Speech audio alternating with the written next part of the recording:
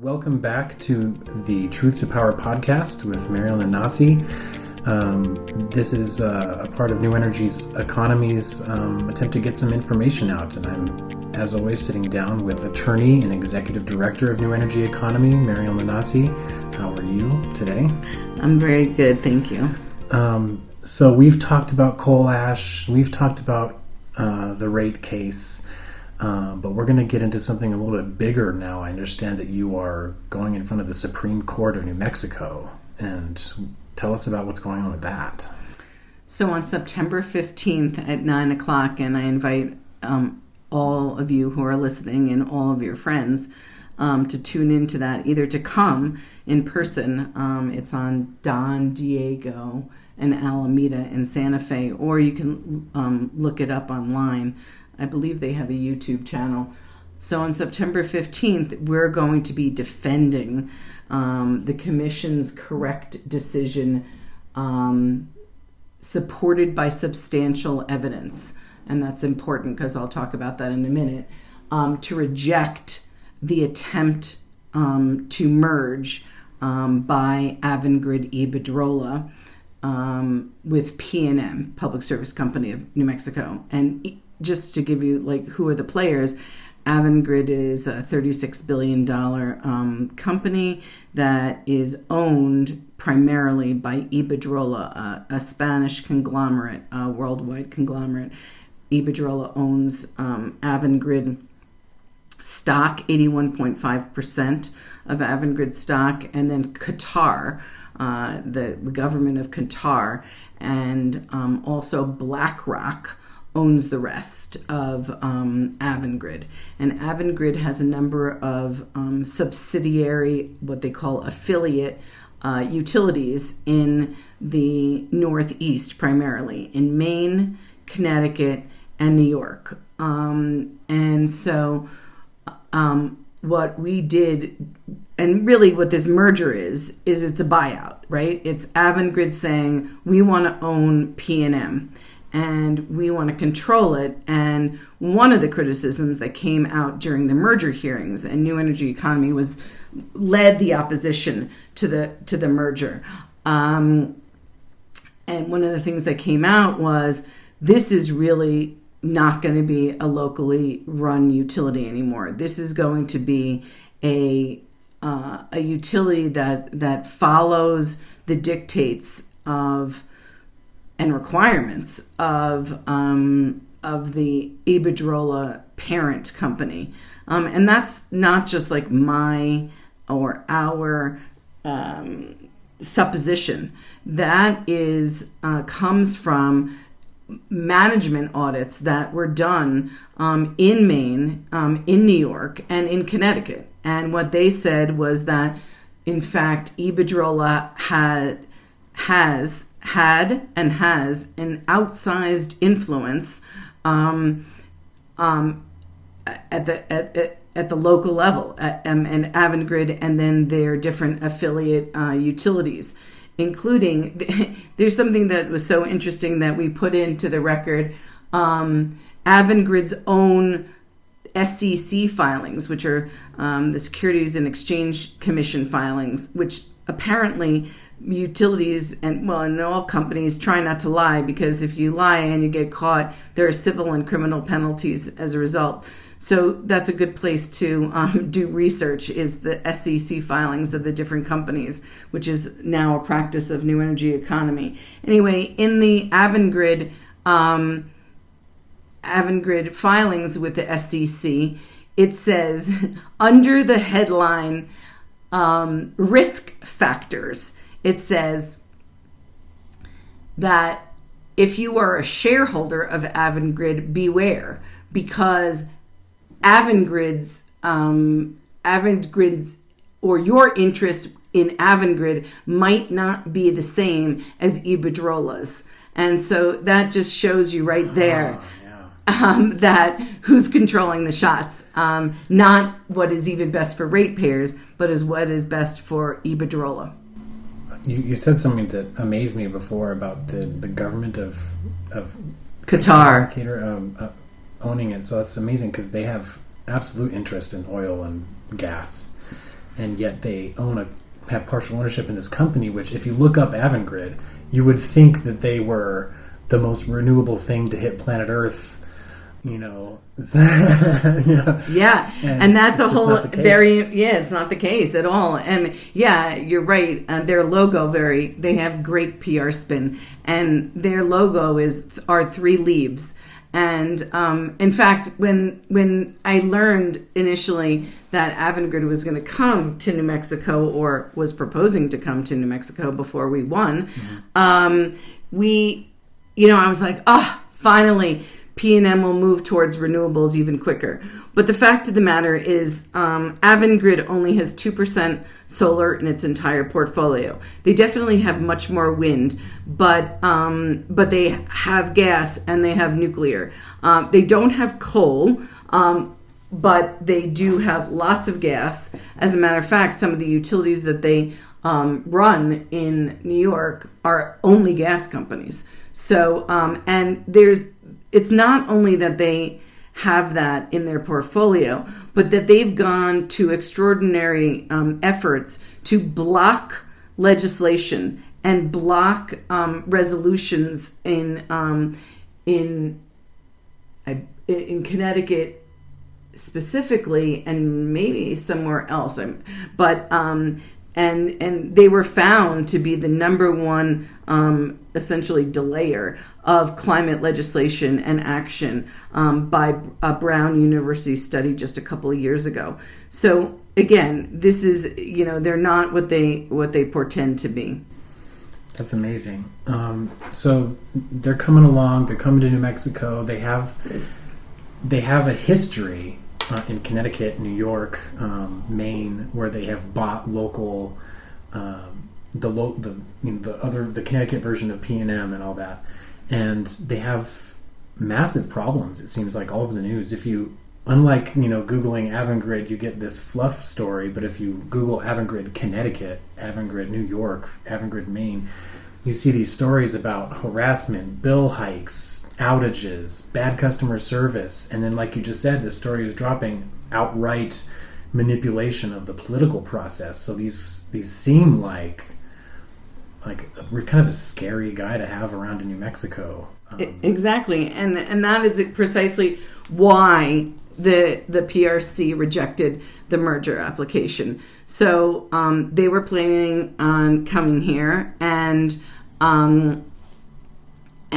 they filed an application to merge, and then all their track record came out to bite them in the butt. Mm-hmm. And it was their case to lose, in fact. And what happened was, there's 2 responsibilities of a utility, and that's to deliver energy and to bill customers for it. And they basically fail on both counts. In Maine, their utility there, it's called Central Maine Power, was literally the last utility of all utilities in that bracket, in that utility service bracket of customers in the nation. So the worst utility in the country for outages and billing practices. There's no question that PNM's outages have grown in the last, let's say, 10 years, but we don't have persistent blackouts and brownouts. And we don't want to have a company come here and have worse performance. We want to have improved performance. And so this is not a company, and that's really what the hearing examiner and then ultimately the commission decided, which is that the risks from an Avangrid-owned PNM outweigh any benefits that they would give to New Mexico and to PNM ratepayers. The situation with the billing is so outrageous. I just need to expound on that for a minute. In Maine, they couldn't get it together to properly bill people for 3 years. There's a class action lawsuit pending against the company. It's the first time in Maine's history that they not only allowed a lawsuit against Central Maine Power and Avangrid, but also allowed the lawsuit to proceed against Iberdrola because they found that there was so much tinkering by the Iberdrola executives in Spain, and that they were actually controlling the rollout of a new billing system, and then failed to have, when it completely just, it was a disaster. Old women in mobile homes getting a $13,000 bill for electricity, and just preposterous things like that, and then them going through the anxiety and stress of trying to figure it out, and until there was just such an overwhelming, many thousands of people were misbilled, and again, it took them 3 years to finally correct the situation. So that is a class action lawsuit pending in Maine. But right now, there is two investigations pending against their subsidiaries in New York, also for billing debacles. And they actually called it a billing crisis. That is their words. Wow. And one woman got a $68,000 bill for her home. I think 32 New Mexico state legislators wrote a letter to the governor decrying the actions and inactions of the New York affiliates, Avangrid's New York affiliates. So this is extraordinarily disruptive. It's disruptive for business. It's disruptive for families, and especially for low-income families. In Connecticut, they were under COVID, like New Mexico. There was a moratorium on disconnections, but in Connecticut, Avangrid, their affiliate there, it's called United Illuminating, went one step further. Here, the worst thing that PNM does, and it's bad, is send disconnection notices to your mailbox. And, it's scary. It's like, I think it's violence in your mailbox because it comes in those orangish red envelopes and says, you're about to be disconnected from electricity.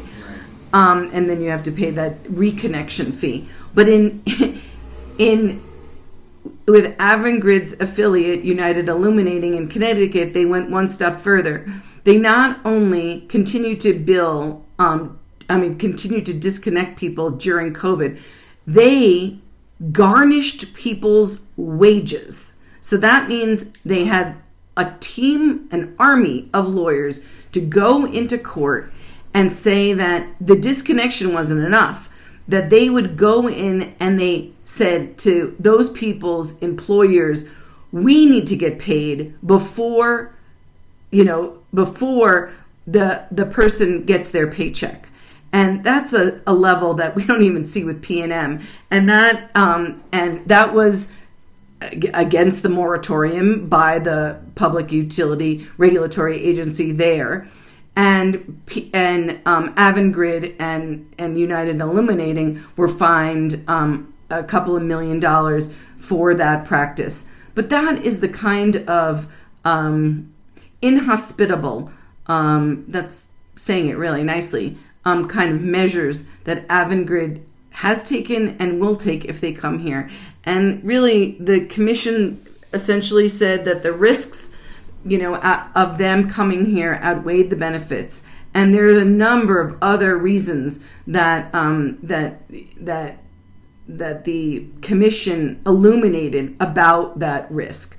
But one overarching theme essentially was that their profit motive and their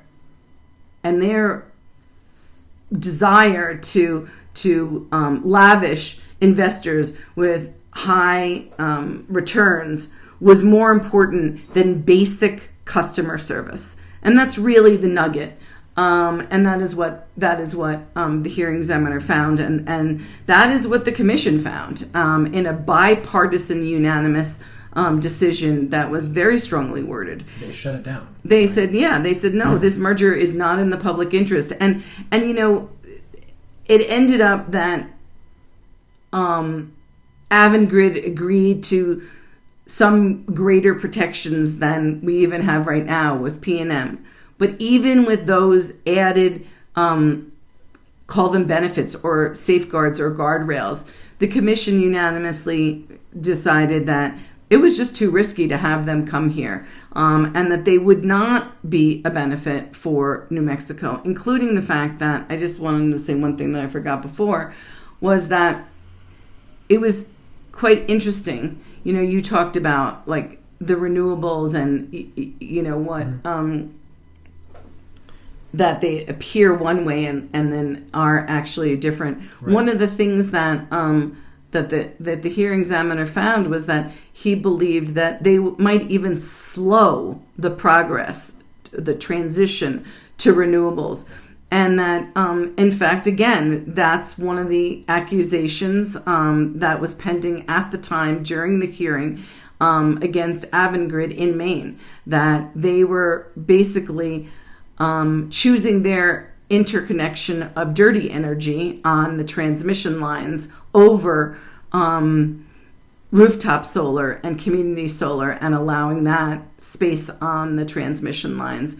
Ultimately, after the hearing, Avangrid and CMP, Central Maine Power, settled that case and with the Public Utility Commission in Maine. But that is also a really important and important point, because what we want to do is open the transmission lines for more and more solar and wind as quickly as possible, and not allow dirty fossil energy to consume the whole thing. So we've talked about problems with Avangrid subsidiaries in Maine and New York and Connecticut, and obviously we don't want Avangrid to take over PNM, but the PRC already voted the merger down, so we all get to go home now, right? Like, that's it, right? Isn't that the end? Well, of course, anybody who loses has the right to appeal. And so in PRC decisions, they get to appeal directly to the Supreme Court. So it skips the appellate court stage. And that mostly is good, though. I bet you the Supreme Court would say, no, we wish it would go through the appellate court first. Yeah. And our position is that there was substantial evidence that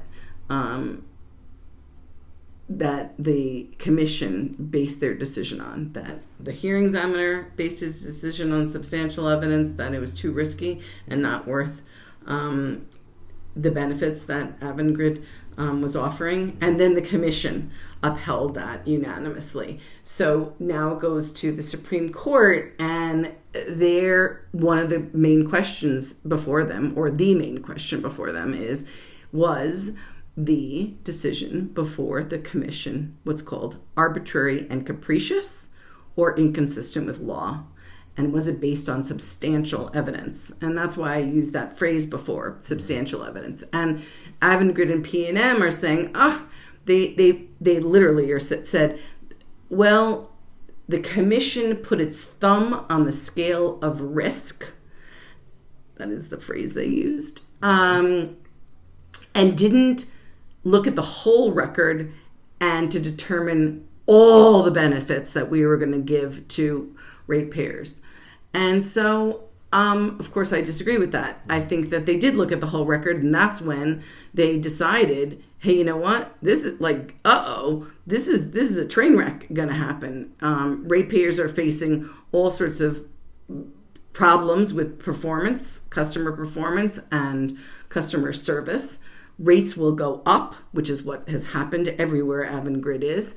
And there's all these other problems, like we discussed. Are we going to get to renewables as fast? But then there were some other really interesting questions that came up that also disturbed the commission. And things like, they didn't want to have an independent board. Right now, PNM, all the board members are independent. And what Avangrid wanted was for Iberdrola to have their members on the board. And what we said about that, and also the PRC staff, and also this really interesting witness from the city of Albuquerque said, we believe that having Iberdrola be in charge of the board would mean that there would be less renewable competition in New Mexico, and that they would create these affiliates, which are sort of like spin-off baby corporations, that they would then, and this is what they said in their testimony, consolidate the market, essentially quash competition, own all the renewable businesses with their affiliates. So they, which is what they've done everywhere else in the world. Right. And then all our fabulous mom and pop renewable energy businesses, and there's, somewhat around, I think MNerd says that there's about 4,500 people directly working in the Renewable Energy Industries Association in New Mexico. They would, maybe go away, or maybe have to go work for some affiliate owned by Avangrid or Iberdrola. And so one of the questions in this case was, are they using the merger for their own benefit, for Avangrid and Iberdrola's own financial benefit, to the detriment of New Mexico and PNM ratepayers specifically, such that that's another way that they were going to quash competition and consolidate the market, is to basically own all the businesses. So everybody works for the company store kind of thing. And that would be Avangrid and Iberdrola. And that's one of the things that was a concern of the commission when they rejected it. And that's one of the legal standards that they have to look at. Is the reason for the merger to benefit PNM ratepayers, or is it to create an advantage, a disproportionate advantage for the merging companies' affiliate interests? And so that's something that came up. As a matter of fact, PRC staff and the city of Albuquerque took the position they shouldn't be able to have any affiliates for the first 10 years at least. And so those are the kinds of things. Not having an independent board and that being controlled by Iberdrola in Spain, quashing competition and consolidating the market. Actually, the exact quote from the CEO of Avangrid on the stand was, when asked, well, why are you coming to New Mexico? He said, well, we want to use PNM as a beachhead. That was literally the word he used, right, which I looked up. And that's a military term. Right, it's fighting words. Yeah, it's fighting words. And it's like where they're going to attack when they land. And then he said, and then we'll consolidate the market for our benefit. And that's the kind of stuff that came out in this case, in addition to everything else that we talked about earlier, about outages and bad customer service and billing and slowing the transition to renewables. We need exactly the opposite, as you know, as everybody knows, because it's hot out there. So the world's on fire literally right now. So we need to move as quickly as possible to 100% renewables, which New Mexico is completely poised to do. And I will say that one of the things that we learned in the process of this case is, hey, maybe New Mexico should be owning that power. Maybe it should be public power. And because there's so much renewable, we have abundant potential for renewables and for economic development, shouldn't that be ours as opposed to essentially a Spanish corporation and Qatar and a hedge fund on Wall Street? Like, should they own that? Or should that be ours? And should that be to our benefit? Not only just the renewables, but also the profit that could be repurposed back into the community for our needs, to address healthcare and education and anything else that we prioritized. So that's really what I learned, we learned through the whole merger hearing.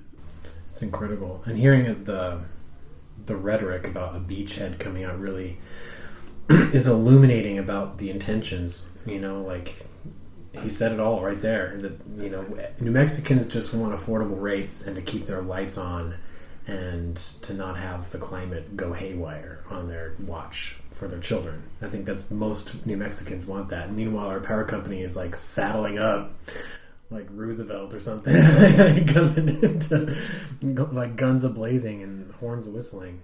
Yeah, it's definitely a Western frontier mindset. No question about that. I could talk to you if you wanted about some specific things that the other side is bringing up, and I think they're kind of like interesting. Yeah. And so basically, the big deal that Avangrid and PNM are, this is just kind of a little fun legal principle that I'd like to just share with you, because it's like the principle that they brought up is called the legal residuum rule. And what that is it says, hey, you can't base an administrative agency decision on hearsay. And hearsay is an out-of-court statement that's presented for the truth of the matter. And so there is a case, and one of our board members, John Boyd, actually won this case in the Supreme Court back in the 80s.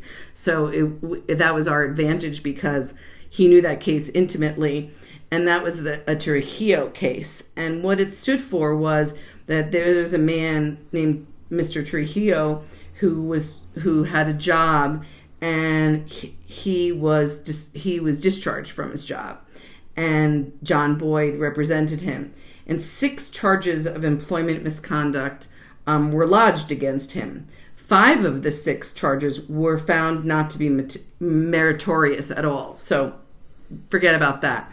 And there was only one remaining hearsay statement, and that was by Trujillo's boss. Trujillo's boss claimed that others told him that Trujillo violated federal regulations and undermined his boss's decisions, or his decisions, really. The appeals court could not verify the accuracy of the one out-of-court statement that the district court relied on to form the basis of the truth of the matter asserted, that there was employment misconduct.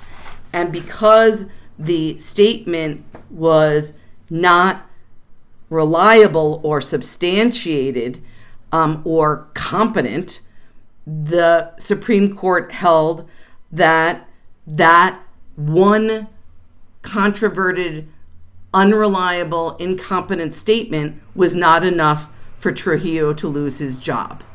Here, that's not the situation. We have much more than one out-of-court statement.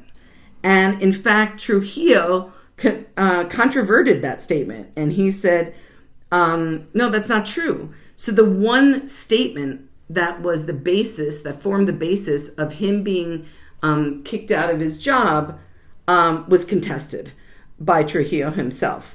And so while the legal residuum rule, which says you can't base an agency decision on one hearsay statement, is good law, based on a sound principle, it's completely inapplicable to this situation, and that's what the Avangrid and PNM came up with, this kind of theory, legal theory, that's what the commission based their decision on.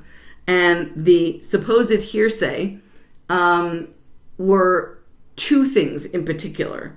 One is a management report that was scathing against Avangrid that was part of the record in Maine that basically said, hey, they're not doing their job. They're focused on making profit. They have screwed up in terms of outages. They have screwed up in terms of billing, all the things. I mean, it's a really scathing report about the performance of Avangrid's affiliates, CMP, Central Maine Power. And so that's an out-of-court statement. But there are exceptions to hearsay. And the exception is if another agency has already adopted it and it's a part of the record in another commission. But there's something else, which is the fact is that Avangrid put it in the record. It wasn't anybody else. Avangrid put it in the record. So now, after they put it in the record and they didn't object at the time, they're saying, and it's not hearsay because it's an exception to the hearsay rule. They're saying, oh, but that was so prejudicial to them. And therefore, the whole case should go out. The other part about it is that's not the only, that's one of the things that hopefully the commission used to make their decision. But there was a mountain of evidence. This is not the Trujillo case where there was one statement that was controverted. This is one report that Avangrid didn't oppose itself in Maine, and they put it in the record in our case. So, I think that it's not going to work. The other thing was sort of similar. They're complaining, hey, the Spanish criminal investigation that was pending against Iberdrola was so prejudicial, and I know because we heard what the commissioner said, that was also influential on their decision. The CEO of Iberdrola was facing a criminal investigation into fraud, bribery, and forgery. That had an impact on the commission in real time. That was pending during the hearing. Right, and that's not hearsay. Well, those are proceedings. Those are proceedings, but it was an out-of-court statement because that didn't happen here. But I did ask to the some of the witnesses, and they admitted that was a pending investigation. And we didn't say that they were convicted of it. We said this is a pending investigation. But again, they put it into the record.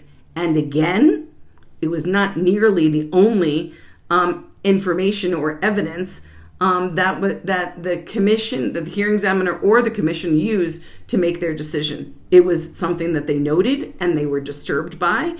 And in particular, the hearing examiner said, this is not the kind of character of a company that we want to have in New Mexico running our utility.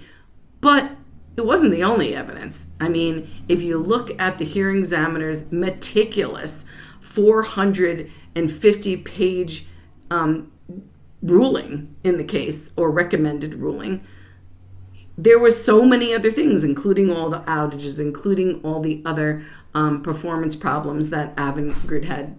The real problem here was Avangrid's track record.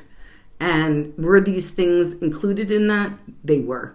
But they were far from the only evidence that was that was put forth, that was submitted, that the hearing examiner and the commission considered. And so those are the kinds of, I think, again, weak arguments. And I think that the Supreme Court will say, okay, I mean, what we wrote in our brief was, okay, let's throw out the 3 or 4 things that you're complaining about. Is there so much evidence left? And the answer is yes. This is not that Trujillo case where a man lost his job because of an out-of-court statement by one person that was controverted. And you know what else? Avangrid and PNM, they didn't deny the management report was true. They didn't deny that there was an investigation for fraud and bribery and forgery and all sorts of other misconduct. They didn't deny it. And so it wasn't contested either. They're just saying, oh, it was an out-of-court statement. Those were out-of-court statements that they put into the record. So I think that their arguments are desperate. It sounds like you feel pretty confident about your day in court. Well, it's always nerve-wracking, I'll be honest with you. But I feel strong about the record in the case, and I feel good how we presented it at the time. And I think that really the Supreme Court is going to defer to the agency who has the expertise to oversee these kinds of matters.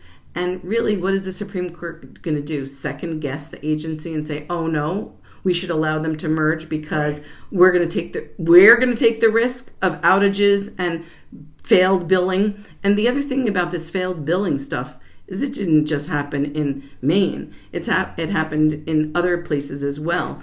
And so, that's not good when you have that kind of track record. And, like the COVID, I told the court about the COVID garnishing of wages and then the final decision in the Connecticut Regulatory Authority. And again, I think that the court is saying, we don't want that kind of behavior here.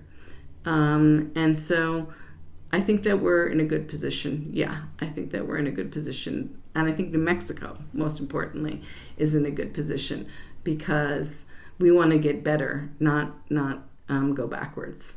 Right. So you're facing your day in court. That's coming up really soon here, or I should say Avangrid is facing their day in court. What can people listening do to support you? Is there a petition? Is there some corner they can stand on? Like maybe a website? What can they do to get behind you?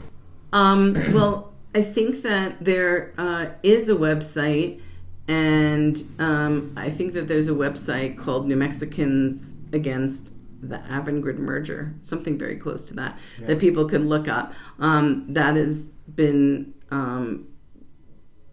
I think, just came out a couple of weeks ago by a group in Albuquerque. So that would be something to keep abreast of. I think it would be great if people who don't want Avangrid write letters to the editor and to keep this issue alive. And then if you want to come to the Supreme Court, it should be a good civic lesson and fun, especially for those who are not arguing.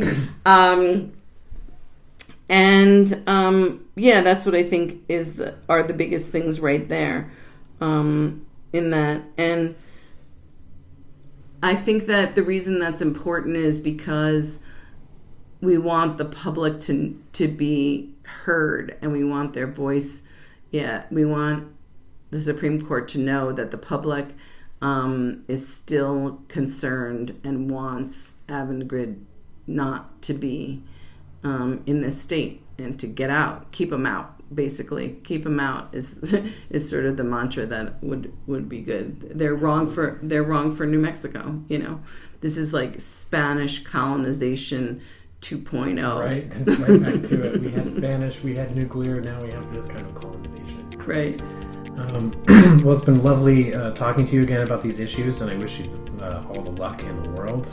Not that you'll need it, because you are a very talented litigator, as many of our listeners probably know. And I want to invite anyone listening to, of course, always visit our website, newenergyeconomy.org, for updates, blogs, information on all sorts of issues that surround our goal at transforming New Mexico into an energy democracy. So stay tuned for more, and we'll be back later. Thank you so much, Mariel. Thank you.